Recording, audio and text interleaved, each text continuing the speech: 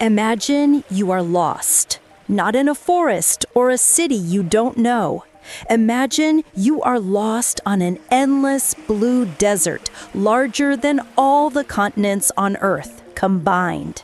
For 3 days and 3 nights, the sky has been a merciless, blank gray shroud, hiding the sun, the moon, the stars, hiding everything you have ever known as a guide.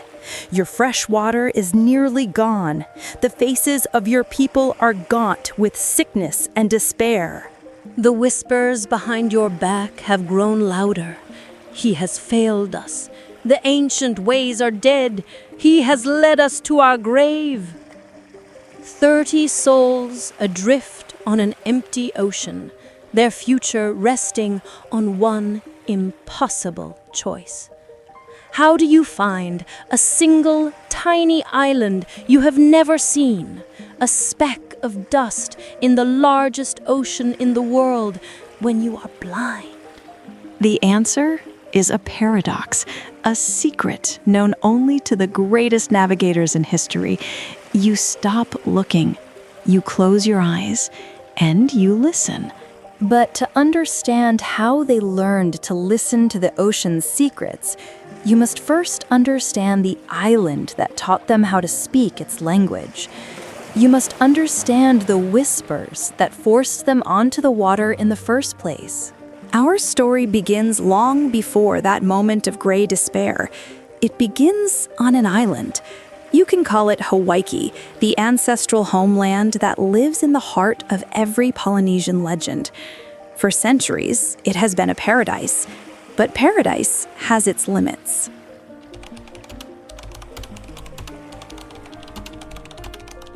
The unraveling began not with a bang, but with a series of quiet disappointments.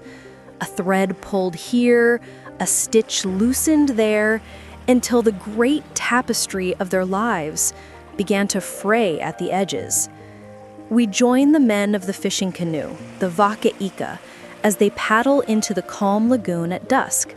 Their movements are weary, the usual songs of a successful catch absent from their lips. At the prow, his silhouette dark against the setting sun, is Mako. He is a young man built like the volcanic rock of the island itself, broad-shouldered and powerful, with sun-bleached hair and skin the color of burnished koa wood. Mako is the island's best fisherman, a pragmatist who trusts only what his own 2 hands can catch and what his own 2 eyes can see. The deep, swirling lines of his tattoo on his right arm speak of his lineage, a family of providers who have read the moods of the sea for generations. He plunges his paddle into the water with a sharp, angry stroke, the frustration simmering within him.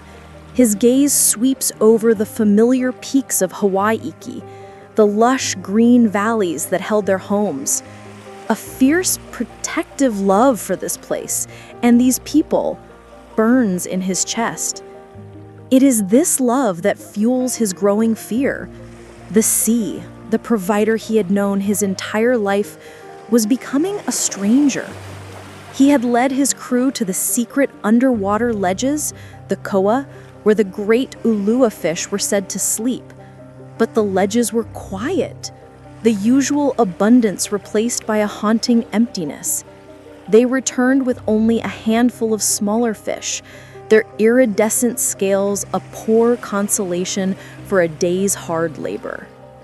As they drag their canoe onto the white sand, Araki, their chief, is there to meet them. He is a man in his prime, his immense stature a symbol of the stability and strength of their tribe. The intricate tattoo that covers his arms and chest tells the story of his lineage, a sacred map of his right to lead. Araki carries the quiet dignity and immense burden of a leader who feels the hunger of his people as his own. He does not speak. He simply looks into their empty, glistening nets. His gaze is not one of accusation, but of shared sorrow. It is this sorrow that frightens Mako more than any anger. A few hundred yards away, in the heart of the village, another quiet struggle is taking place. Here in the damp, terraced gardens, Lani works alongside her mother, Leilani. Lani is 16, possessing an agile grace and a mind that darts and questions like the little reef fish in the shallows. Leilani is a woman whose hands are as skilled in the healing arts as they are in tending the earth. She moves with a practiced economy. Her face, though lined with worry, still holds a serene beauty. They are tending the kalo, the taro plants that are the very heart of their diet. Leilani pulls a root from the muddy earth. It is small, underdeveloped. She sighs, a sound as soft as the rustling leaves. "The earth is tired, my daughter," Leilani says, her voice a low murmur. It seems Rongo, the god of the harvest, is sleeping. Lani looks at the yellowing edges of the taro leaves, a sign of sickness she has seen with increasing frequency. Mako's spear is of the empty sea. Her mother's is of the silent, unproductive earth. Both pointed to the same terrifying conclusion. Lani feels a knot of anxiety tighten in her stomach. She looks up towards the sacred grove on the mountainside, where her grandfather, Kaelen, often went to meditate. She wonders if the answers lie with the gods or somewhere else entirely. That evening, the air grew heavy with unspoken questions. The Council of Elders met in the Hōkūleʻa, the chief's house, a magnificent structure whose high-peaked roof pointed towards the stars like a silent prayer. The air inside was thick with the scent of kukui nut oil burning in stone lamps, and the gravity of their purpose. Hōkū, a respected elder whose face was a roadmap of the seasons, held up the withered taro root. His voice, raspy with age, was not needed to explain its meaning. The evidence was irrefutable. Ariki stood, his shadow dancing in the flickering light. His voice, deep and resonant, filled the space. Our chants, the maps of our memory, have told us of this time. They tell of our ancestors who faced this same choice. They were brave. They built sacred canoes and followed the path of the rising sun. They sailed into the unknown, and they found this land, Hawaii. He paused, letting the weight of that achievement settle in the room. Now, the ocean calls to us again. The path of the ancestors is open to us. Mako, who had been standing at the edge of the circle, his arms crossed over his powerful chest, could remain silent no longer. He stepped into the light, his movement respectful, but his voice ringing with challenge. Ariki, with all respect, those are stories, songs to give children courage in the dark. We are fishermen, not dreamers. We are farmers, not poets. The world I see is one of shrinking harvests and empty nets. Here, the controversial point was laid bare, not as a philosophical debate, but as a visceral clash of worldviews. Was their identity rooted in the practical, tangible present, or in the epic, faith-driven legacy of their past? Mako continued, his gaze sweeping over the elders. You speak of an open path. I see an empty horizon. You speak of ancestral courage. I worry about our children's hunger. To sail into that emptiness based on a song, that is to ask our strongest and bravest to sail into a grave. The tension in the room was as taut as a fishing line pulling a great weight. The elders murmured amongst themselves, their faces etched with conflict. Mako's words, born of fear, also born of undeniable logic. All eyes turned to the man who had been silent until now, seated in the place of honor. This was Kaelen, the Wayfinder. He was a man made of sea and sky, his skin weathered like ancient driftwood, his hands gnarled from a lifetime of reading the language of rope and wood. But his eyes were extraordinary. As sharp and clear as a shard of obsidian, they seemed to hold the light of distant stars.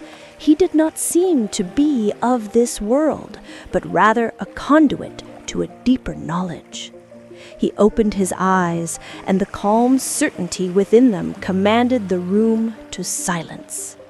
Kaelen's gaze met Mako's, not with anger, but with a profound, almost sad understanding. His voice was as steady and deep as a sheltered lagoon. A story is a map, Mako. It is a chart of the spirit, tested by generations. Our ancestors did not sail into emptiness. Emptiness is a failure of observation. He leaned forward slightly, his words painting a picture for the council. They followed the golden road the sun lays on the water. They followed the flight of the Hōkūleʻa, the golden plover, a bird that flies for thousands of miles to a land it has never seen, yet its spirit knows the way. They felt the great ocean swells, the long breaths of the sea, that are born in storms we will never see, but that travel in a straight line for weeks. These are not dreams, they are signs. They are the language of the world. The ocean is never empty. It is full of roads, of promises. Kaelen's eyes locked onto Mako's. I have spent my life learning to read that language. I can take us there. Kaelen's words did not erase Mako's fear, but they shifted the balance in the room from the terror of the unknown to the possibility of a knowable path. The debate was over. Ariki, placing his faith in the ancient wisdom Kaelen embodied, made the decision. They would build a great canoe. They would embark on a sacred voyage. The issue was resolved, but the underlying tension now simmered throughout the village. The next morning, Kaelen took Lani to the beach. His lesson was now imbued with a life-or-death urgency. He did not speak of stories, but of physics. He explained how a distant island interrupts the pattern of the ocean swells, creating a subtle zone of reflection, a shadow that a trained observer could detect on the shore. When Lani, after an hour of intense concentration, finally saw the faint, backward scurrying wave pattern, her gasp was one of genuine discovery. Kaelen placed a hand on her shoulder. That, he whispered, is the echo of an unseen island. It is not magic, Lani. It is knowledge. This is what Mako does not understand. The world is full of truths that you cannot hold in your hand. The following months were a symphony of communal effort, a society forging its own salvation. The canoe building was a sacred and monumental task. The men, led by the master carver, selected a giant koa tree, chanting prayers to Tane, the god of the forest, asking for forgiveness and blessing. The rhythmic thump, thump, thump of stone adzes chipping away at the wood became the new heartbeat of the village. They carved a second great hull, a twin to one that had been resting in a sacred shelter, waiting for this very purpose. This was not simply woodworking, it was a feat of engineering. The builders used different grades of basalt for different adzes, a coarse-grained rock for rough shaping, a fine-grained one for the finishing work. They lashed the two 60-foot hulls together with miles of senet cordage, braided from coconut husk fibers that had been soaked in seawater for months to make them strong and pliable. This lashing technique, called aha, was a closely guarded art, creating a vessel that was not rigid, but flexible, designed to bend and move with the ocean's power. Lani, meanwhile, became the caretaker of their future. She worked with her mother to prepare the portable ecosystem that would seed their new home. This was a science in itself. They selected the hardiest shoots of the taro, wrapping their roots in damp moss.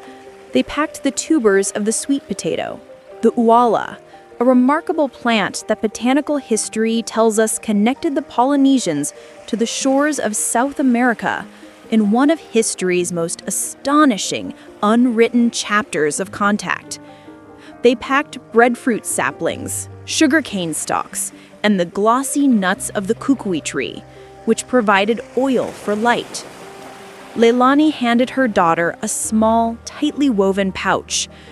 "This is our mana," she said, her voice thick with emotion. "Our spiritual power, our life force. It is in these seeds.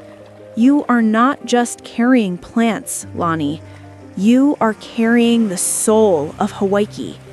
Plant it in new soil for us." Finally, the day of departure arrived. The great canoe, the Hōkūleʻa, sat in the shallows, its twin hulls and distinctive crab claw sail a testament to their faith and skill. Ariki led a powerful karakia, a final chant to bless the voyage. Lani embraced her mother, the small pouch of seeds feeling as heavy as a stone against her chest. She took her place on the deck, a young woman poised between the world she knew and an unknowable destiny. She saw Kaelen at the steering paddle, his face as serene and implacable as the ocean on a calm day. She saw Mako, his jaw tight, his face a storm of conflict, his duty warring with his doubt. He was coming not because he believed, but because his place was with his people, to protect them to the very end. The sails caught the breeze, the Hōkūleʻa slid through the channel in the reef and met the open ocean. Lani watched as Hawaii, the only world she had ever known, shrank behind them until it was just a smudge of green on the horizon. And then it was gone. The immensity of the blue, empty ocean surrounded them. The first act of their great epic was over. The known world was behind them, and before them lay the vast, terrifying, and sacred university of the sea.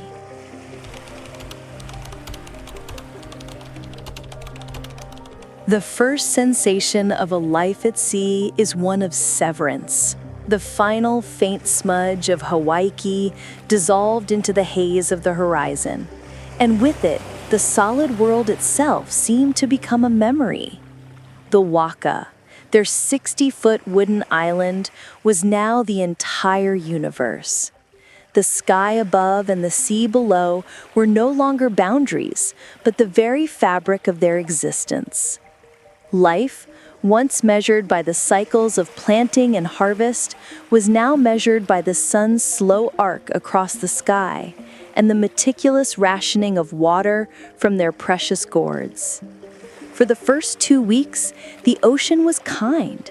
Tongaroa, the great god of the sea, seemed to have granted them safe passage. Favorable winds, the trade winds their ancestors had known so well, pushed them steadily eastward. The sun was a warm, constant companion, its heat tempered by the cool spray that misted over the deck. A rhythm was established, a dance of duty and survival. The men fished, trailing lines of braided all-enough fiber with hooks of pearl shell and bone, their iridescent lures dancing in the deep blue water. They caught mahi-mahi and flying fish that would sometimes launch themselves over the hulls, startling the crew with their unexpected arrivals. The women, led by an elder named Hina, a woman whose quiet authority came from her encyclopedic knowledge of chants, remedies, and the sacred protocols of food, managed their provisions with a frugal grace. Every dried taro root, every fermented breadfruit was accounted for. Nothing was wasted. But it was the nights that held the true purpose of their journey. When the sun plunged below the world's edge, it was as if a veil was lifted. The sky became a place of impossible brilliance, a swirling, chaotic river of light against a darkness so profound it felt holy. This was Kaelen's classroom, and the lessons were etched in fire across the heavens. One evening, as the last light of dusk faded to a deep indigo, Kaelen called Lani to the steering paddle. The Western sailors carry a single needle in a box, he began, his voice a low, melodic chant. It always points to the unchanging star, their anchor in the sky. It is a clever tool, but it is a crutch. It teaches them to trust the tool, not their own minds. We carry a whole universe in our heads. Our way is harder, but it is stronger. It cannot be lost or broken. He gestured to the vast dome above them. Imagine a circle on the horizon where the sea meets the sky. This is our compass. It is not marked with 4 points, but with 32 sacred houses. He pointed to a brilliant star just beginning to rise from the eastern sea. See that one? Hōkūleʻa, the star of gladness. It has just been born from its house in the east. For the next few hours, we will keep the nose of our waka pointed directly at it. But its path is an arc. As it climbs, we will have to adjust, aiming not at the star itself, but at the memory of the house from which it rose. Lani watched, mesmerized. It was a dynamic, living system. But what happens when it climbs too high, grandfather? Ah, Kaelen smiled.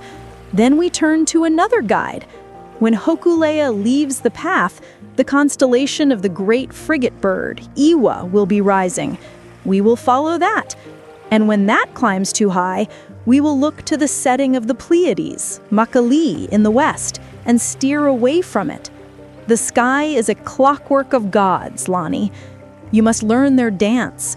You must know their names, their paths, their colors, the way you know the faces of your own family. Night after night, the lessons continued. Lani learned to identify the deep, dark channels between the constellations, the holes in the sky, which were as important for navigation as the stars themselves. She learned that the phosphorescence in the water, the makaihihu, was brighter in the turbulent water of a strong current, allowing them to see the ocean's rivers in the dark. This faith in the unseen, however, was not shared by all.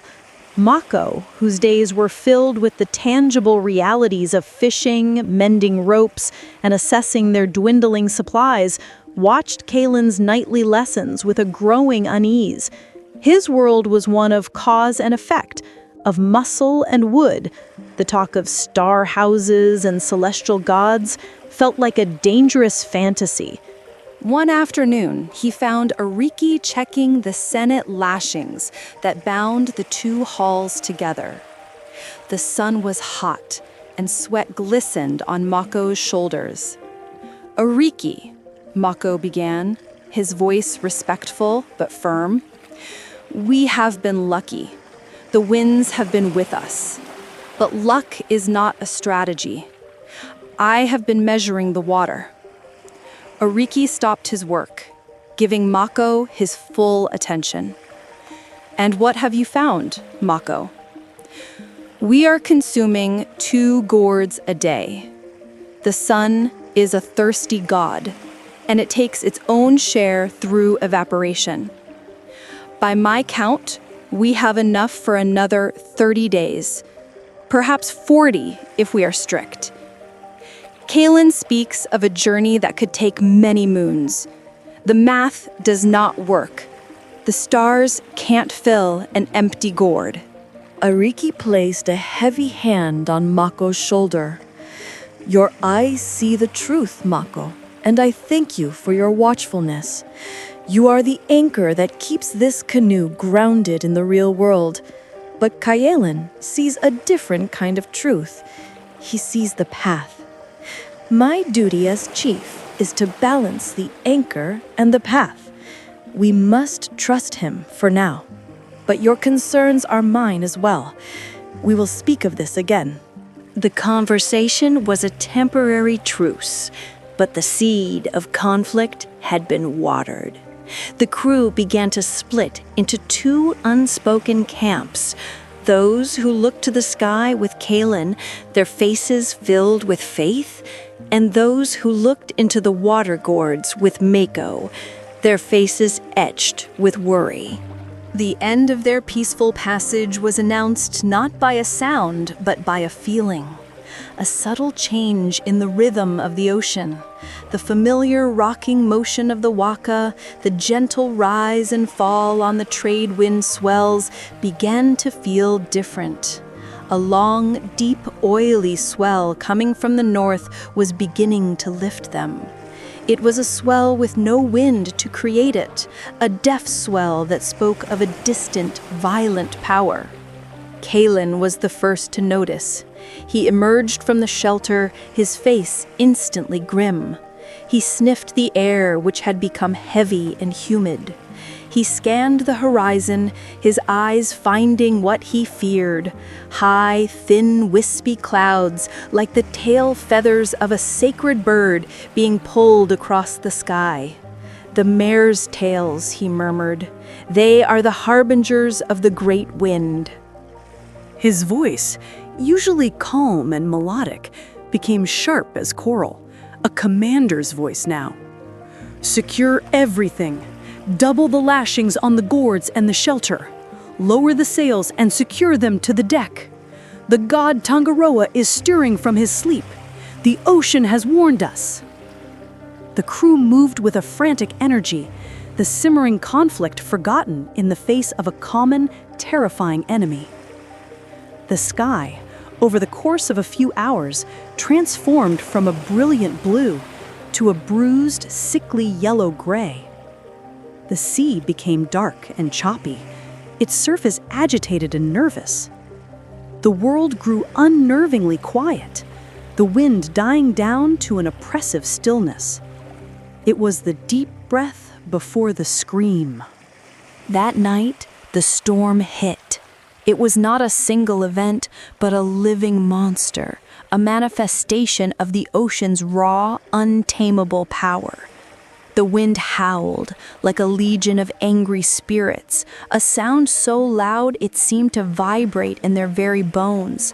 Rain came not in drops, but in horizontal sheets, stinging their skin like thrown sand. Waves, impossibly large, taller than the mast, rose up like liquid mountains before crashing down onto the deck, trying to tear them from their fragile sanctuary. The world became a chaos of roaring sound and violent, unpredictable motion. They were no longer sailing. They were merely surviving, a tiny, insignificant speck in the midst of a cosmic tantrum. For 2 days and 2 nights, they were trapped in the belly of the beast.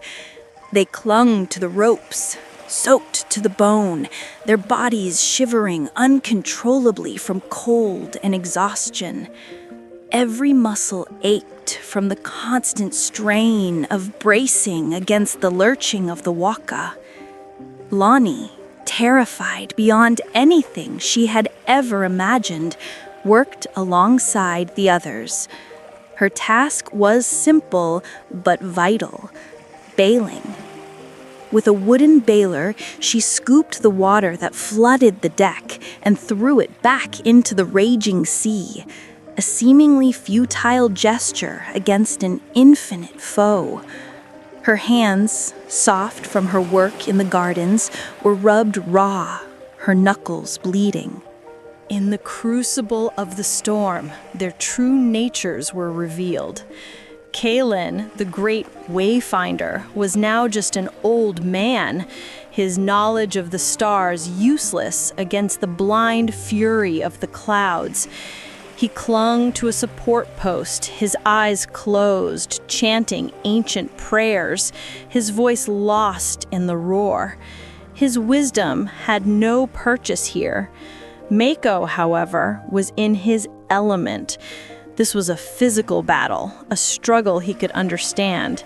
His skepticism was burned away, replaced by a fierce, primal instinct to protect his people. He was a force of nature in his own right.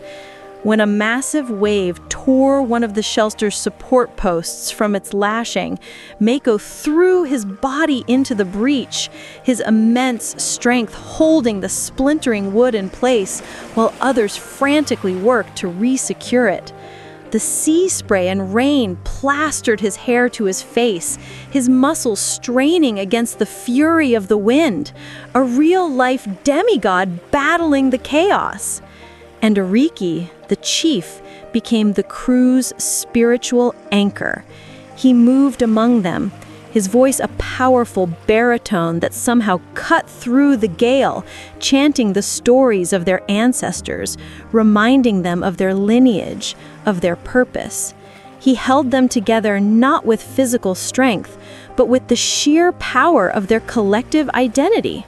On the third morning, the wind did not stop, but it died down from a roar to a mournful, sobbing sigh. The mountainous waves subsided into an exhausted, lumpy grayness. The rain softened to a persistent, chilling drizzle. They had survived. They had stared into the heart of Tongaroa's rage and had not been consumed.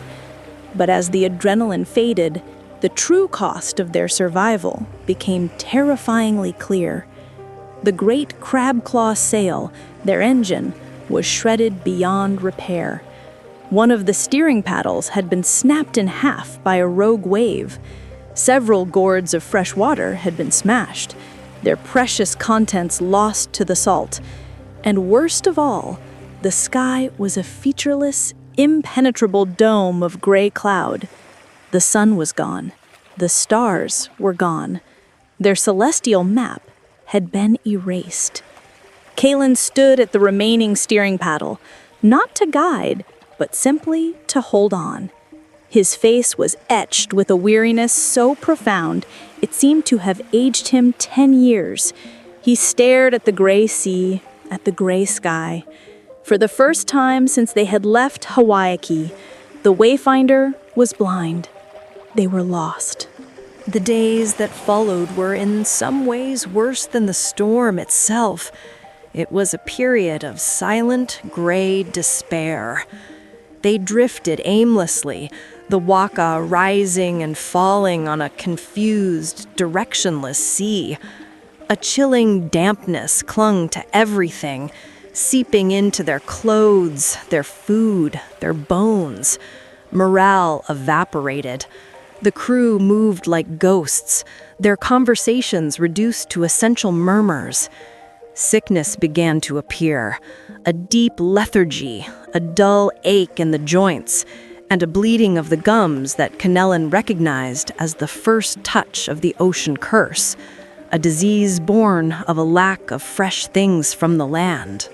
The controversial point that Mako had raised weeks ago was no longer a point of debate.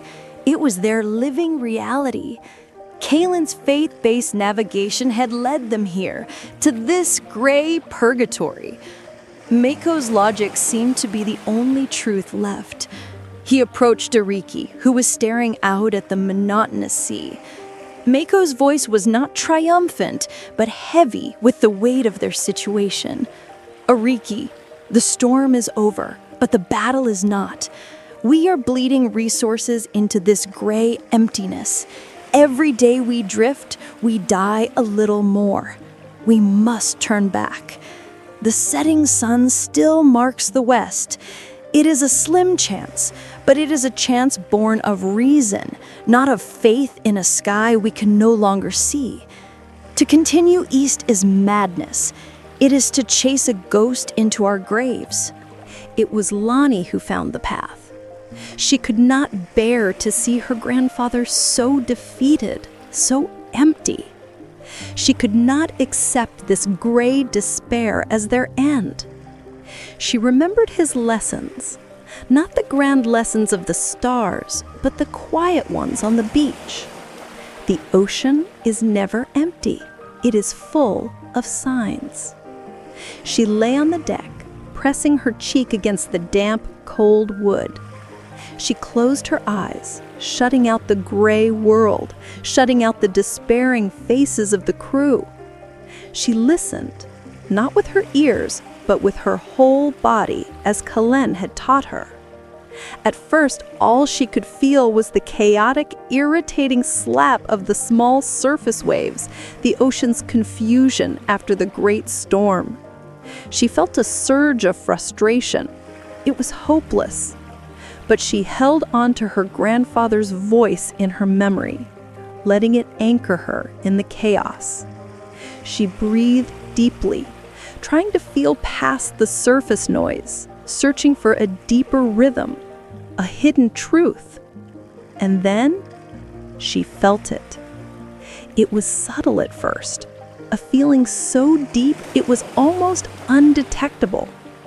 A long, slow, powerful lift. A rise and fall that had nothing to do with the wind or the small waves. It was the breathing of a colossal heart deep beneath them. A rhythm that was ancient, steady, and full of purpose. A great ocean swell moving with unwavering direction beneath the chaos.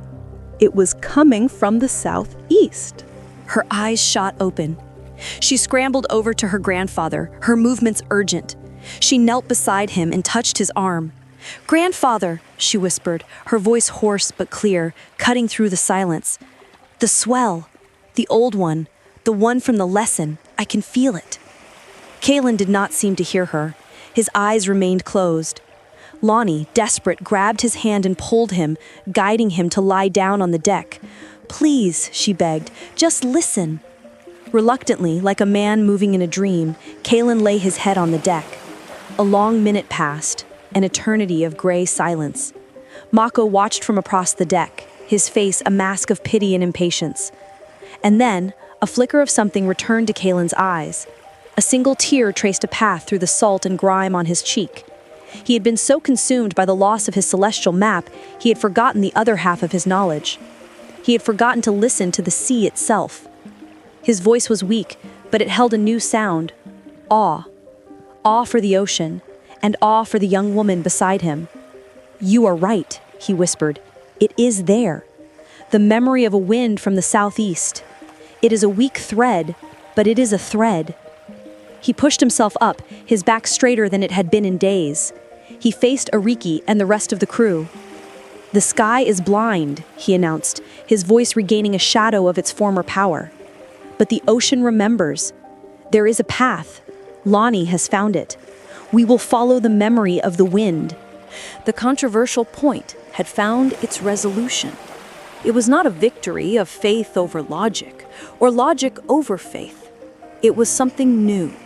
It was the next generation, Lani, synthesizing the two, the faith to believe a path existed, and the logical, physical observation to find it. Mako did not suddenly believe in star stories, but he saw a tangible plan. Following a faint, physical swell was infinitely better than drifting aimlessly or turning back in defeat. He gave a sharp, decisive nod. The mood on the waka shifted. It was not joy, not yet, but the heavy shroud of despair had been lifted. They had a direction, they had a purpose. Ariki gave the command, and with their remaining paddle, they turned the nose of the Hōkūleʻa to align with the great, invisible river of the swell, a thread of hope in the gray wilderness. The second, brutal act of their journey was over. They had been tested, broken, and now, against all odds, they were moving again. They were reading the silence.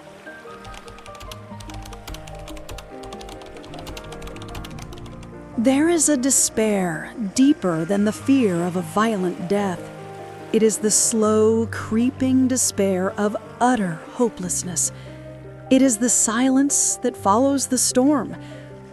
In the aftermath of Tangaroa's rage, The crew of the Hōkūleʻa found themselves suspended in this gray purgatory, a world leached of color, direction, and meaning. The sky was a featureless, impenetrable dome of cloud. The sea was a lumpy, leaden sheet. They were adrift in a ghost world, and their own spirits began to fade into shades of gray to match. The days that followed were a torment of monotony. Each sunrise, if it could be called that, brought only a slight brightening of the grayness, revealing the same circle of desolate water. Sickness, the insidious curse of the long sea voyage, began to take root. It started as a profound weariness, a heaviness in the limbs that had nothing to do with their labor. Then came the dull ache in the joints, the loosening of teeth, the strange purple bruises that appeared on the skin from the slightest bump. It was a disease born of a profound homesickness of the body itself, a yearning for the fresh life of the land. Hina, the elder woman whose quiet authority came from her encyclopedic knowledge of chants and remedies, moved among the sick. Her face, usually a mask of serene wisdom, was now etched with a deep and growing concern. She administered what little she had, compresses of seaweed she managed to snag from the water, and small, precious doses of fermented noni fruit that she had preserved in gourds. But her remedies were a small shield against a great tide. She knew better than anyone that the only true cure was the land itself. It was in this atmosphere of decay that Mako's pragmatism became the dominant voice. His arguments were no longer theoretical. They were a diagnosis of their slow death. He approached Araki, his voice low and raspy, his words stripped of all challenge, leaving only a core of desperate logic. Araki, the storm is over, but it has left its poison behind. Look at us. We are rotting from the inside out. We bleed resources into this gray emptiness. Every day we drift, we die a little more.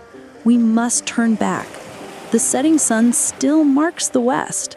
It is a slim chance, but it is a chance born of reason, not of faith in a sky we can no longer see.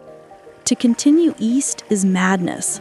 It is to chase a ghost into our graves. Araki looked at Mako and saw not a challenger, but a leader trying to save his people. Then he looked at Kaelen. The great Wayfinder, stripped of his stars, seemed like just an old man.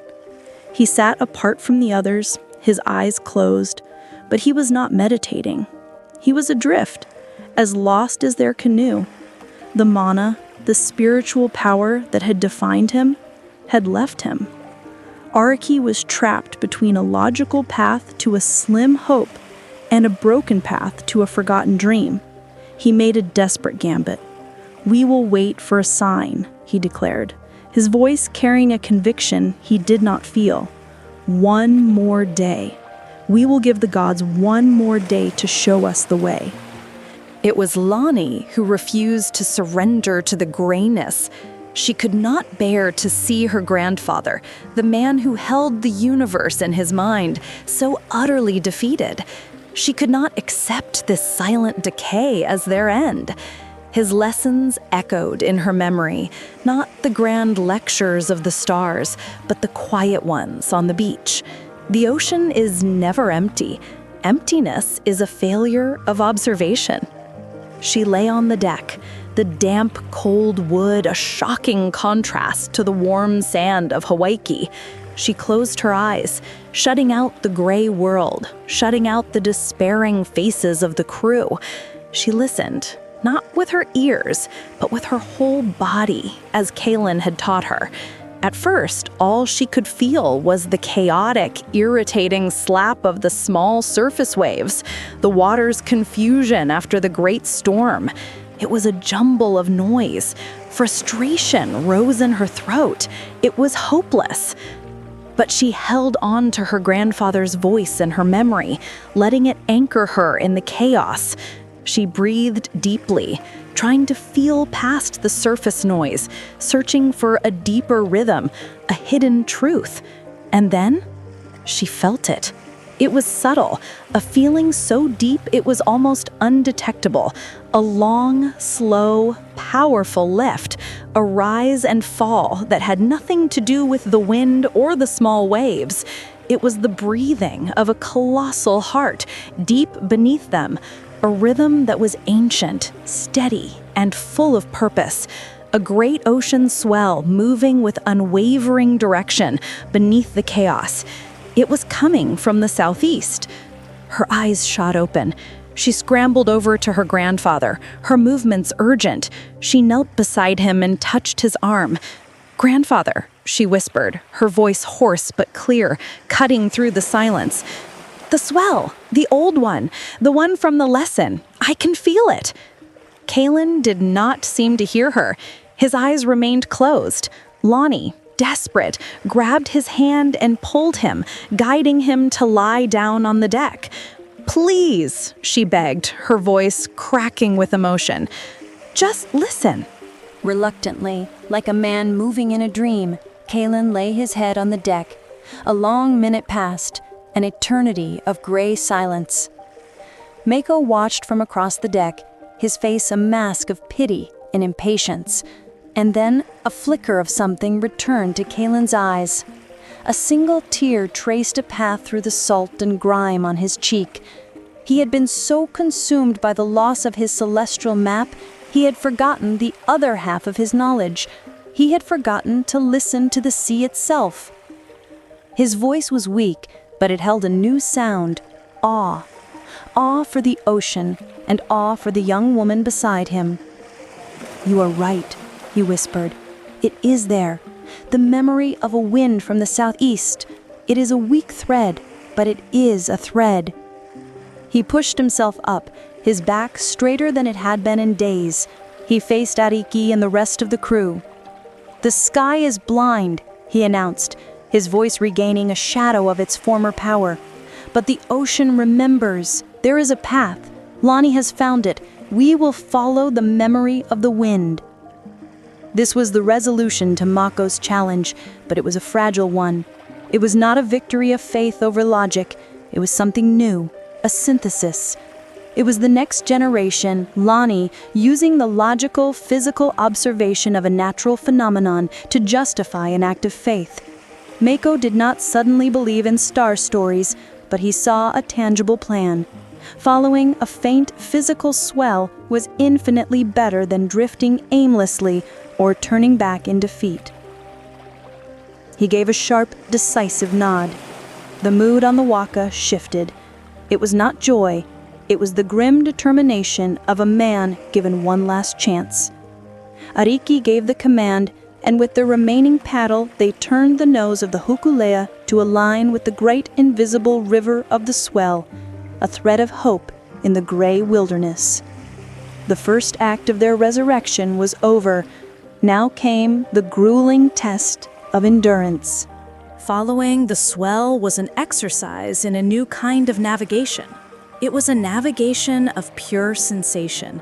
The crew was divided into watches, with 2 people assigned at all times to lie flat on the deck, their entire being focused on that single faint rhythm, calling out minute adjustments to the person at the steering paddle. It was exhausting, nerve-wracking work. The swell was so subtle that they would often lose it, sparking moments of panic. Was it gone, or was it just their tired bodies failing them? Lani proved to be the most sensitive. Her youth, her lack of preconceived notions, seemed to make her a clearer vessel for the ocean's language. The burden of their survival shifted to her shoulders. In the long, gray hours, self-doubt became her constant companion. What if I'm wrong? What if I am leading us further into this emptiness? One afternoon, as she lay on the deck, her head pounding from the effort of concentration, Kaelen came and sat beside her. He did not speak for a long time. He simply placed a gnarled hand on her shoulder. "The ocean is not the only thing you must learn to read, child," he said, finally, his voice soft. "You must also learn to read the currents of your own spirit. Doubt is a current that pulls you in circles. Do not fight it. Acknowledge it. Then turn your attention back to the truth you can feel in your bones." He looked at her, his eyes clear and profound. "You are not just a girl, Lani. You are a Wayfinder. The knowledge of our ancestors flows through you. You are their eyes. You are their hands. Trust what they have given you." His words were an anchor in her own internal storm. She closed her eyes, took a deep breath, and focused once more on the slow, steady pulse beneath them. It was there. It had always been there. It was real. For 5 days, they followed the invisible path. The sickness worsened. A young paddler named Manu was now too weak to stand, his body racked with fever. Hina stayed by his side, chanting prayers for strength, but her eyes held a grim light. They were in a race, not just against their dwindling supplies, but against the decay of their own bodies. Then, on the 6th day, the first sign appeared. It was a bird, not a common seabird like an albatross, which could spend months at sea. This was an iwa, a great frigate bird soaring high above them on its vast, angular wings. Its silhouette was a stark black cutout against the gray sky. Kaelen rose to his feet, his voice ringing with an energy no one had heard in weeks. "Look, the iwa, the bird that follows the canoes. It does not land on water, for its feathers are not oiled. It must return to land before nightfall. It is a sign." A jolt of pure, unadulterated hope shot through the crew. It was the first external piece of evidence, the first proof that their blind faith had not been in vain. Mako stared at the bird, his mouth agape. He had argued for the tangible, and here it was, a tangible piece of life from a world they had begun to believe was only a memory. The sight of the bird transformed their labor. The paddling became stronger, more rhythmic. Their own chants, which had been silent for so long, returned. At first, a tentative murmur, then a powerful, unified chorus that pushed back against the oppressive silence of the sea. The next day, more whispers of land followed. They saw a piece of driftwood, not old and bleached by the sun, but newer, with small, living barnacles clinging to it. Lani scooped it from the water. It was a branch of the hala tree, the same tree whose leaves they had woven into their sails. It smelled of earth. Later that afternoon, they sailed through a patch of water where the color had subtly shifted from a deep, lifeless gray-blue to a slightly greener hue, indicating the runoff of fresh water from a large landmass. And then Kaelen taught Lani the final, most subtle lesson. The sky was still mostly overcast, but the cloud base was different now.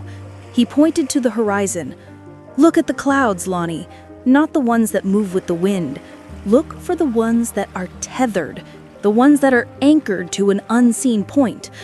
A high island creates its own weather. It holds a cloud above its highest peak like a hat." "And see the underside of that cloud?" he asked, his voice filled with the excitement of a master revealing his greatest secret. "Do you see the faint green tint?" Lani squinted, her eyes straining, and then she saw it. It was incredibly faint, a whisper of color. "Yes," she breathed, "it is there, like the inside of a seashell." "That," Kaelen said, his voice full of triumph, "is the reflection of a shallow, sunlit lagoon on the bottom of the cloud. The land is speaking to us again, Lani, not in a whisper, but in a shout. The land is there, just beyond our sight. The knowledge electrified the crew. They were no longer following a feeling. They were aiming for a target. But the ocean had one final test for them. As if sensing their renewed hope, the ocean grew still. The swell that had been their guide for so long flattened out. The wind died completely. They had entered a zone of oceanic calm, what later sailors would call the doldrums. The waka sat motionless on a sea of glass. The gray sky above was reflected perfectly in the water below, trapping them in a sphere of absolute stillness. This was a new kind of hell. Before they had been lost, but moving. Now they could feel their destination, but they were paralyzed, unable to reach it. The sun, for the first time in weeks, broke through the clouds, its heat beating down on them with a merciless intensity, baking the salt on their skin and accelerating the drain on their remaining water. Manu, the sick paddler, had grown delirious. His weak cries a constant, painful reminder of the stakes. Their hope, so recently rekindled, began to curdle into a desperate frustration. They were so close, yet an invisible wall stood between them and salvation. Mako looked at the motionless sea, then at the exhausted faces of his crew. The pragmatist, the skeptic, was gone. In his place was a leader.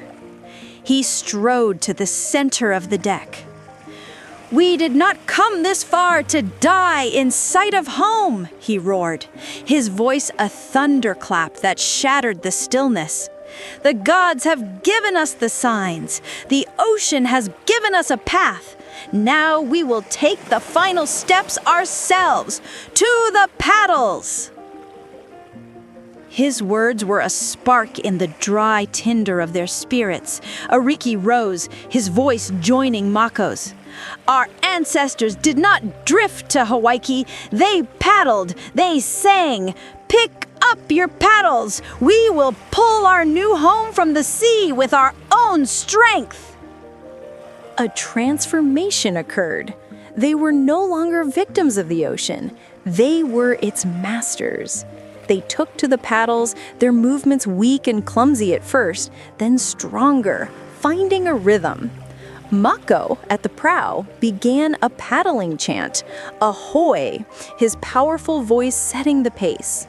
"Iku mau, iku hulu, iku iyo, iku pa," meaning stand together, stand as one, stand in flesh, stand firm. The crew answered, their voices blending with his, the sound rolling across the glassy water. They paddled. They dug their blades into the water, their aching muscles screaming in protest, but their spirits sang. They paddled through the suffocating heat of the day. They paddled as the sun set, turning the world to liquid fire. They paddled under a sky that had finally cleared, revealing the brilliant familiar star paths of their ancestors. As the first hint of dawn touched the sky, they smelled it. It came on a breeze so faint it was barely perceptible. A scent they had not known for months. The sweet, loamy smell of wet earth. The perfume of decaying leaves. The intoxicating fragrance of blooming flowers. It was the breath of land, a scent more beautiful than any chant, more precious than any jewel. It filled their lungs and revived their souls. Tears streamed down their faces, mixing with the sweat and the salt. Kaelen stood at the prow beside Lani, his hand on her shoulder. "Now look," he whispered, pointing to the horizon. And then they saw it. As the sun rose, it burned away the morning mist to reveal a dark line on the horizon. It was not a cloud. It was solid. It was jagged. It was green. an island. A high green island with volcanic peaks that pierced the sky and waterfalls that caught the morning light like ribbons of silver. It was Hawaii reborn. A stunned silence fell over the canoe, a silence born of awe too deep for words. It was broken by a single, ragged sob from Hina, kneeling beside the sick paddler. And then the silence shattered into an eruption of joyous, disbelieving shouts that echoed across the water, a sound of pure, unadulterated life.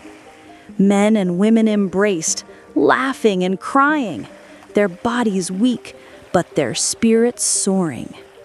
Mako stood at the prow, his paddle resting, staring at the impossible land. His skepticism washed away by a wave of overwhelming relief and wonder. He turned and looked at Kaelen, and for the first time, he bowed his head in a gesture of profound, absolute respect. The central conflict of their journey, the battle between faith and the tangible world, had finally been resolved. The tangible world had proven the faith to be true. They had done it. They had read the silence. They had followed the faintest thread of hope through a gray wilderness, and it had led them here. The third and hardest act of their journey was over. They were no longer lost.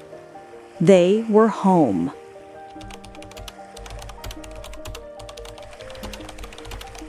The scent of land was the first true miracle. It was a physical presence, a sweet, loamy perfume of wet earth, blooming flowers, and decaying leaves that filled their lungs and scoured away the months of sterile salt air. It was the scent of life itself, and it was a more powerful tonic than any food or water. It revived their souls.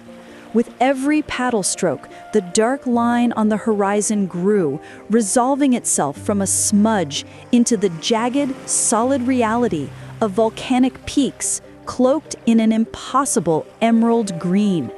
They were no longer paddling from a place of desperation, but from a deep, primal yearning to touch the world again. The final challenge lay before them: the reef. A shimmering white line of breaking surf, the island's protective teeth, separated the wild, deep blue of the open ocean from the tranquil turquoise waters of the lagoon. To cross it was the final test of their seamanship. Kaelen, his energy fully restored, stood at the prow, his eyes scanning the line of breakers not as a barrier, but as a gateway. His knowledge was not limited to the star paths of the deep ocean. It extended to the intricate language of the shallows. "There," he said, his voice clear and sharp, pointing with a long, steady finger. "Do you see where the waves are calmer, where the color of the water is a deeper blue? That is the channel. The island is inviting us in." With Ariki and Mako at the steering paddles, they guided the Hōkūleʻa towards the opening. The canoe rose and fell on the powerful swells that piled up against the reef. For a moment, they were in the churning chaos of the surf, the roar of the water deafening.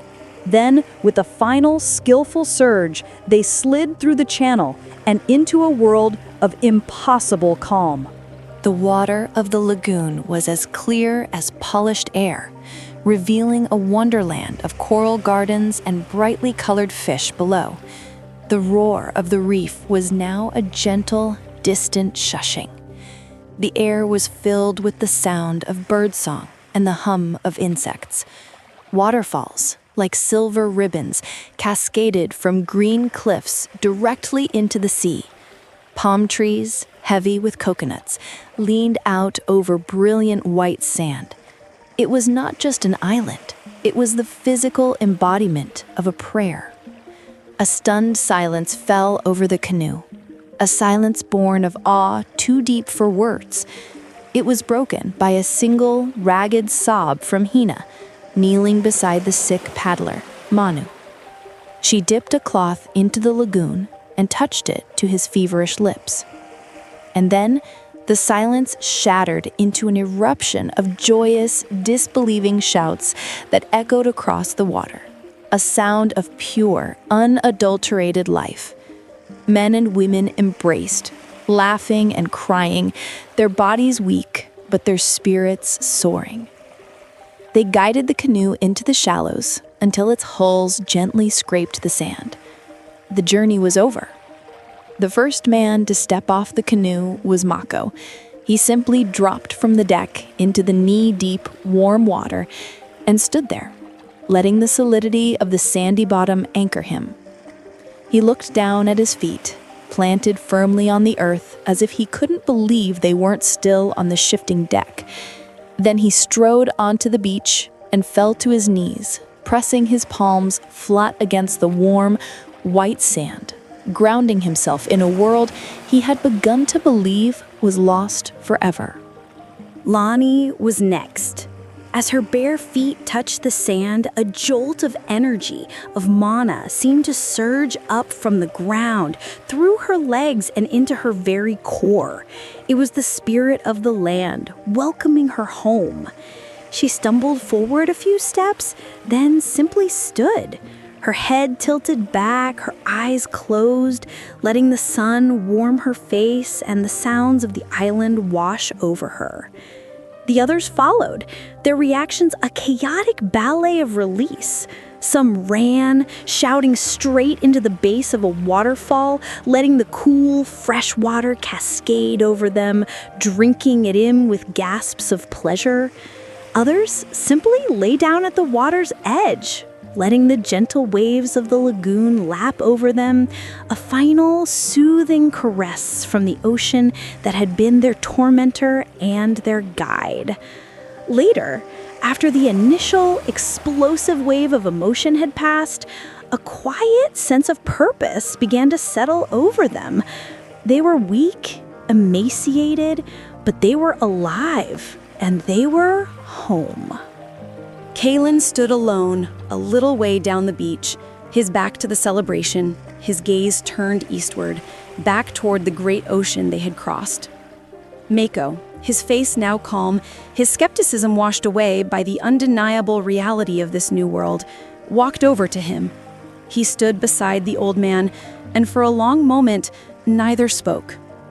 "Your map was true, old man," Mako said finally, his voice soft, stripped of all its former challenge. It was a complete surrender, an admission of a truth larger than the one he had known. Kaelen did not look at him. He continued to stare at the horizon. "A map is a memory of a path that has been taken," he said, his voice thoughtful. "But it was your strength, Mako, that carved a new path through the storm. Without the anchor, the canoe is lost. Without the path, the anchor has nowhere to go. Both are needed." Mako understood. This was not about victory or defeat. It was about balance. He placed a heavy hand on Kaelen's frail shoulder, a gesture of profound, absolute respect. The central conflict of their journey, the battle between faith and the tangible world, had finally been resolved. The tangible world had proven the faith to be true, and the strength of the tangible world had been necessary to walk the path of faith. The first days on the new island were a blur of rediscovery. They rediscovered the simple joy of walking on land that did not move. They rediscovered the taste of fresh, clean water that did not have to be rationed. They rediscovered the feeling of sleeping a deep, dreamless sleep, unafraid of a sudden squall or rogue wave. Their bodies, starved for so long, began to heal. Under Hyena's care, with access to the fresh shoots of ferns and the vitamin-rich fruits of the hala tree, even the sickest among them, like the young paddler Manu, began to recover their strength. On the third day, Ariki led a small exploration party, including Mako, Kaelen, and Lani, into the lush interior of the island. It was a world of cathedral-like silence, broken only by the fluting calls of birds they had never seen before. The forest floor was a thick, damp carpet of moss and fallen leaves. Great banyan trees spread their aerial roots like ancient, wise old men. They found groves of wild banana, streams teeming with freshwater shrimp, and cliffs where seabirds nested in the thousands. It was a land of staggering abundance, a place that had been waiting for them. They found a wide, sheltered valley with a gentle slope leading down to the lagoon, protected from the strongest winds by a high volcanic ridge. A clear, fast-flowing stream ran through its center. "Here," Ariki declared, his voice filled with a quiet reverence, "we will build our home." That evening, they built the first fire. It was more than a source of warmth and light. It was a ceremony. It was the heart of a new community. They sat around its dancing flames, the faces of the 30 survivors illuminated, their bodies lean, but their eyes shining with a new light. They roasted fish speared in the lagoon and breadfruit they had found in the forest. The taste was sublime, but the true feast was one of community. They shared the food, passing it from hand to hand. They shared stories, their voices soft at first, then growing louder, punctuated by laughter. They were no longer just a crew. They were the founding mothers and fathers of a new world. The next day, it was time for the most important task of all. It was time to marry the soul of their past to the body of their future. Lani knew this was her duty, the sacred promise she had made to her mother. She walked into the valley they had chosen, searching for the perfect piece of ground. She did not go alone. Kaelen walked beside her, his presence a silent blessing. Ariki and Mako followed, the chief and the protector standing as witnesses for the people. Hina came too, carrying a gourd of fresh water from the stream, her role as the guardian of life and fertility essential to the ritual. Lani found a small, sun-dappled clearing near the stream, where the earth was dark, rich, and moist. She knelt, her hands trembling slightly, not from fear, but from the immense gravity of the moment. She took a deep breath, picturing her mother's face, feeling the weight of generations on her shoulders. Slowly, she opened the precious pouch of woven lauhala, the pouch she had protected through the storm and the despair. Its contents, the future of her people, were safe. One by one, she planted their life-giving companions. The tubers of the sweet potato, the uwala, a traveler almost as remarkable as they were. The saplings of the breadfruit tree, the ulu, whose generous fruit would feed generations. The sharp-smelling roots of the ginger, awapuhi, for medicine and spice.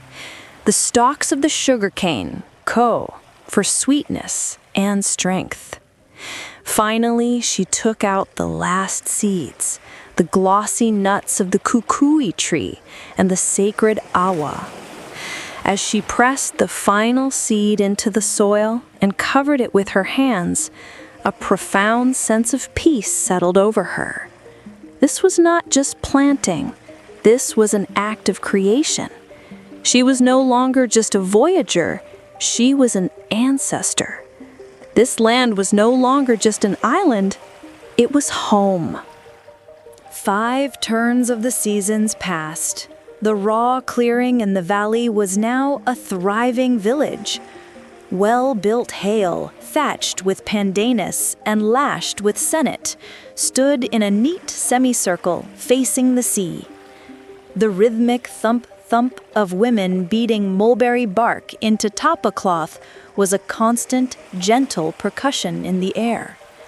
The laughter of children, children born on this new land, who had never known the hunger of old Hawaii, was the village's new song. The seeds Lani had planted had become a sacred grove. The taro patch was lush and green, its leaves like great elephant ears. The breadfruit trees, once mere saplings, now stood tall, offering their heavy, life-sustaining fruit. The village was not just surviving, it was flourishing. One warm afternoon, in the shade of one of those very breadfruit trees, Kaelen sat, his back against its smooth trunk. He was very old now, his body frail, but his eyes were as clear as ever. A group of young children sat at his feet, their faces upturned, listening as he recounted the great voyage, his voice a soft, mesmerizing whisper. He was no longer a navigator of the sea, but a navigator of memory, ensuring the story, the sacred map of their identity, would never be lost. Lani, now a young woman whose grace was matched by a quiet, confident authority, approached and sat beside him. She was now the one the others looked to when they had questions about the seasons, the tides, the stars. She was the Wayfinder. Kaelen stopped his story and looked at her. He reached into a small woven bag at his side and pulled out an object. It was a lattice of thin wooden sticks, tied together with coconut fiber. Small cowrie shells were lashed at the interceptions. It was a matang, a stick chart, a tool used not for navigation at sea, but for teaching the abstract concepts of swells and wave patterns on land. This one was old, the wood worn smooth by the touch of many hands. "My master gave this to me when I was a boy," Kaelen said, his voice barely a whisper. "It is not a map of the ocean. It is a map of knowledge. It shows how the ocean thinks. Now, it is yours."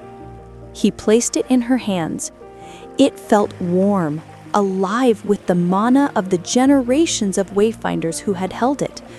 It was the passing of the torch, the final act of her apprenticeship. "The charts and the stars are important, Lani," he continued, his eyes looking deep into hers. "But they are only pointers. The real map, the one that can never be lost, you must carry inside you. You must become the map." Later that day, as the sun began its descent, painting the sky in fiery colors, Lani walked to the beach. She stood at the water's edge, the same spot where she had first set foot on this island, feeling the gentle waves wash over her ankles. Mako, his hair now streaked with gray, his powerful frame carrying the gravitas of a village elder, came and stood beside her. Theirs was a friendship forged in the crucible of the sea, a bond of deep, unspoken respect. He was the guardian of the land, she of the sea path. They stood in comfortable silence for a long time, watching the sun dip below the horizon. "Do you think," Mako began, his voice a low rumble, his gaze fixed on the endless expanse of water, "do you think there are other islands out there, other Hawaiis waiting to be found?" Lani turned her head and smiled, a smile filled with the wisdom of her grandfather and the boundless curiosity of her ancestors. Her eyes were fixed on the line where the sea met the sky, a line that was no longer a barrier, but an invitation. "The horizon is not an end, Mako," she said, her voice full of a quiet, unshakable certainty. "It is a promise." The story of Kaelen and Lani is the story of a single canoe, but it is also the story of 1,000 such voyages. It is the story of how a people with nothing but courage and a profound understanding of the natural world populated the largest ocean on Earth. They read the unwritten map of the sky and the sea, and in doing so, they achieved the extraordinary.